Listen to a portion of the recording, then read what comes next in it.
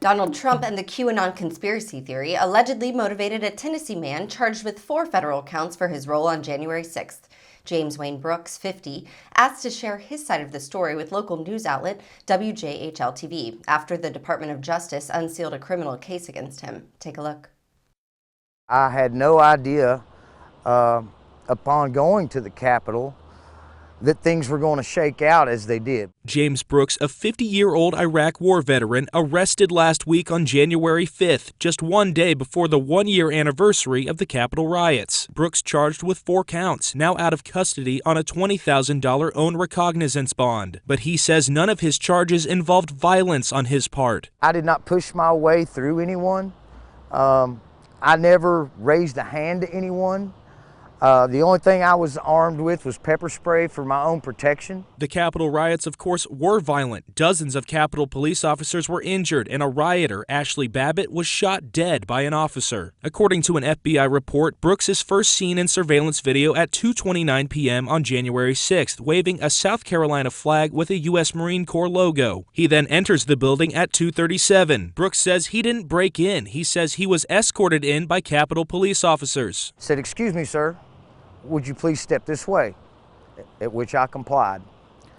Basically what they did was they just funneled me right back out of the Capitol building. At 2:47, Brooks is seen on officer body cameras exiting the building. Months later, the FBI says Brooks was identified by agents in a Facebook photo, which appears to show the same black and red hoodie that he wore at the Capitol. Credit card and phone records also showed Brooks in the Washington, D.C. and Capitol area. But why did Brooks make the trip to D.C.? He says he was led by the QAnon conspiracy theory. Through online misinformation, he believed the 2020 election would be proved stolen. What we were being told was that the FBI, the FBI and that the soldiers were standing behind Trump because it was indeed a fraudulent election and the arrests were going to be made. He says President Trump also provided motivation in his speech at the Ellipse. President Trump asked that we march to the Capitol, and so we did. Now a year later, facing charges, Brooks feels misled by QAnon. If I had known then what I know now, that all the QAnon underground news stuff that I was reading was false, I